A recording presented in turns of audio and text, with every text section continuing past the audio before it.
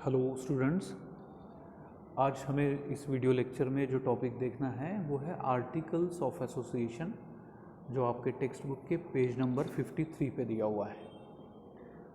देखिए, please follow करते चलिए आपकी नोटबुक को भी। So article of association is the second most important document which needs to be filed with the ROC along with the memorandum at the time of incorporation of company। सो जब आप company का registration करवाते हो, जब incorporation कराते हो, तो memorandum of association के साथ ही आपको आर्टिकल ऑफ एसोसिएशन भी भर के ROC को, मतलब रजिस्ट्रार ऑफ कंपनी को जो है वो सबमिट करना होता है। तो ये MOA के साथ में, मेमोरेंडम के साथ में सेकंड महत्वपूर्ण जो है डॉक्यूमेंट है।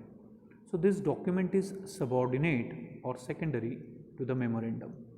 क्या होता है इस आर्टिकल ऑफ एसोसिएशन जो एक डॉक्यूमेंट है, उसमें कंपनी के जो आंतरिक नियम है, कंपनी के जो बायलॉज है, वो उसमें हम मेंशन करते हैं। So it is like the bylaw of the company as it contains rules and regulation that governs the internal management of the company. Company का आंतरिक प्रबंधन किस प्रकार से होगा, उससे संबंधित नियम और नियमावली जो है वो आर्टिकल ऑफ एसोसिएशन में दिए होते हैं। It defines the power, right and duties of the board of director. जो आपके बोर्ड ऑफ डायरेक्टर है, निदेशक मंडल है, उनके अधिकार क्या है, उनकी पावर्स क्या है, उनकी ड्यूटीज़, उनके कर्तव्य क्या है, and also the manner in which the business of the company will be carried on. और बिजनेस जो है कंपनी का वो किस तरीके से किया जाएगा, हर किसी के आपसी संबंध क्या होंगे, उनके अधिकार क्या होंगे, उनके कर्तव्य क्या होंगे, उनकी नियुक्तियां कैसे होंगी, ये सब बातें आर्टिकल ऑफ एसोसिएशन में दी होती है। तो ये it establishes the relationship between the company and its member and also between the members. तो कंपनी और कंपनी के जो मेंबर्स है, सदस्य, उनका आपसी संबंध क्या होगा और सदस्यों का भी आपस में किस प्रकार का संबंध होगा, उस रिलेशनशिप को डिफाइन करने वाला जो डॉक्यूमेंट है उसका नाम है article of association. So definition देखिए कि as per section 2 subsection 5 of the companies act 2013, article means articles of association of a company as originally framed or as altered from time to time in pursuance of any previous company law or of this act. ये definition काफ़ी legal और technical है। जिस तरीके से MOA की definition थी, उसी तरीके से आर्टिकल्स ऑफ एसोसिएशन की, आर्टिकल का मतलब कंपनी के द्वारा ओरिजिनली फ्रेम किया गया आर्टिकल ऑफ एसोसिएशन, या बाद में समय के हिसाब से अगर उसमें कुछ अल्ट्रेशन किए गए हैं, उसमें कुछ चेंजेस किए गए हैं, कंपनी लॉ को फॉलो करते हुए, कंपनी लॉ को परस्यू करते हुए। कौन सा लॉ? प्रीवियस कंपनी लॉ, मतलब कंपनीज एक्ट 1956, या फिर कंपनीज एक्ट 2013 के हिसाब से, 13 के हिसाब से, जो आपने ओरिजिनली फ्रेम्ड किया था आर्टिकल ऑफ एसोसिएशन, या जिसको अल्टर्ड किया था, उसको कहा जाता है आर्टिकल ऑफ एसोसिएशन या आर्टिकल्स। तो ये थोड़ी लीगल डेफिनेशन आपको है, लेकिन जो डिस्क्रिप्टिव है, इलैबोरेटिव डेफिनेशन है, वो मैंने आपको बताया कि ये एक ऐसा सेकेंडरी डॉक्यूमेंट है जो कंपनी के इंटरनल मैनेजमेंट के बारे में भाष्य करता है। मेंबर्स का कंपनी के साथ में जो संबंध है और मेंबर्स का आपस में जो रिलेशनशिप है, उसको डिफाइन करने वाला डॉक्यूमेंट है। So this article is a legal document in writing which contains rules and regulations which helps in internal management of a company. इस वर्ड को अंडरलाइन करके रखना है, internal management of company. As every company में be manage differently, the Companies Act 2013 does not specify the exact content of the articles। Her company का जो स्वरूप है, उसके व्यवसाय का जो स्वरूप है और उसकी जो आवश्यकताएं, रिक्वायरमेंट्स है, ज़रूरतें हैं, लिमिटेशंस हैं, उसकी पेक्युलरिटीज़ हैं, वो अलग अलग होती हैं। कोई सर्विस सेक्टर में है, कोई लार्ज स्केल कंपनी है, कोई स्मॉल स्केल कंपनी, कोई मिड स्केल कंपनी है, कोई कंपनी सर्विस सेक्टर में है, सर्विस इंडस्ट्री है, कोई मैन्युफैक्चरिंग में है।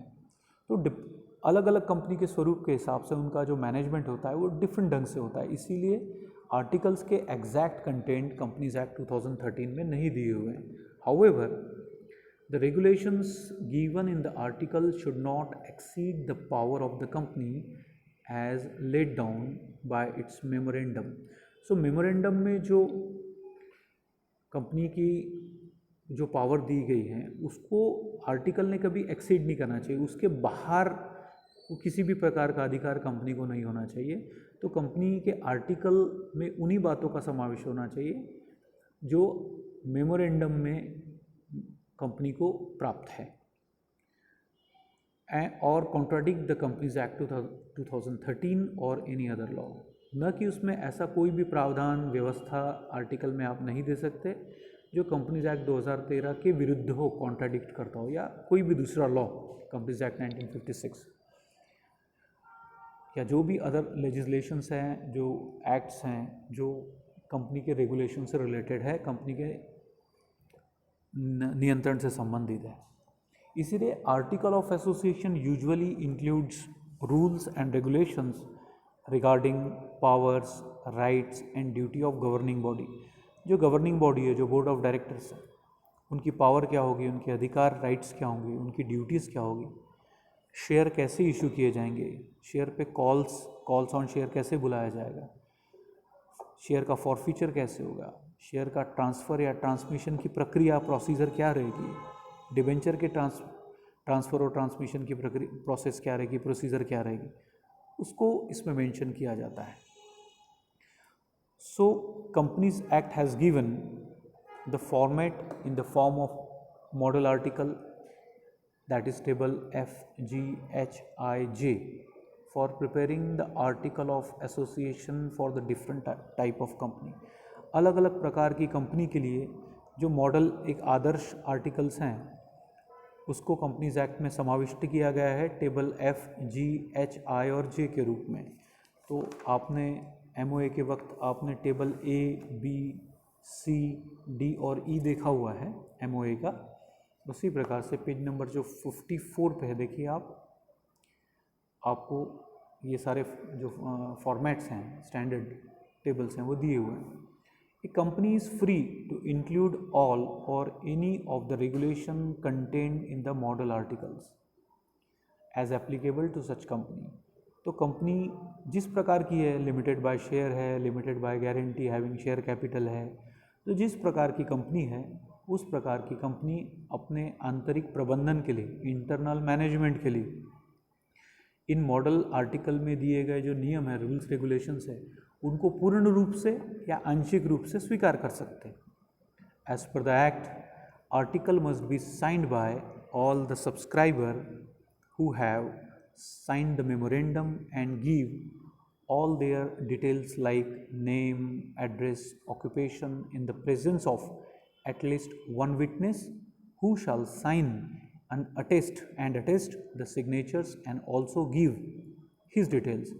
तो आर्टिकल ऑफ एसोसिएशन को सभी सब्सक्राइबर के द्वारा साइन किया जाना चाहिए जिन्होंने मेमोरेंडम को साइन किया है, और अपने से संबंधित सारी डिटेल्स, अपना नाम, एड्रेस, ऑक्यूपेशन, ये एक विटनेस गवाह की मौजूदगी में ये सब करना चाहिए, और उसकी भी सारी डिटेल्स, उस गवाह की भी सारी डिटेल्स साइन उस आर्टिकल पे होनी चाहिए। सो देखो आपके आगे आपको एडिशनल इन्फॉर्मेशन के तौर पर model article as per companies act 2013 दिया हुआ है। सो इस कायदे में the act has given the following model articles, आदर्श आर्टिकल्स ऑफ एसोसिएशन के फॉर्मेट्स इसमें दिए हुए हैं टेबल FGHI और J के नाम से। तो ये जितने भी टेबल्स हैं ये उस कंपनी के हिसाब से है कि पहला जो है table F, model article of association, किस कंपनी के लिए, for company limited by share. दूसरा जो टेबल G है वो किसके लिए है कि ऐसी company which is limited by guarantee and having share capital, जिसकी अपनी जो लिमिटेड बाय गारंटी है और जिसकी अपनी शेयर कैपिटल है। जो H टेबल है वो किसके लिए है, ऐसी company which is limited by guarantee not having share capital. Table जो I है, so this is the model article of association for unlimited company having share capital. जो अनलिमिटेड कंपनी है जिसके मेंबर्स का उत्तरदायित्व असीमित है, अनलिमिटेड है, पर उनकी शेयर कैपिटल भी है, शेयर कैपिटल जिसकी। और ऐसी company model article of association for unlimited company not having share capital, जिनकी अपनी शेयर कैपिटल नहीं है। इस तरीके से ये मॉडल आर्टिकल्स जो है कंपनीज एक्ट 2013 में ये 5 मॉडल आर्टिकल स्टैंडर्ड फॉर्मेट जो है ये दिए गए हैं। कंपनी चाहे तो इसमें के कुछ रूल्स रेगुलेशंस पूरे के पूरे भी स्वीकार कर सकती है या कुछ भी कुछ उसमें से चुनिंदा आंशिक तौर पर भी उसको स्वीकार कर सकती है। तो ये था आपका आर्टिकल ऑफ एसोसिएशन की डेफिनेशन, उसका इंट्रोडक्शन। अगले वीडियो में हम लोग content of article of association देखें। Thank you very much.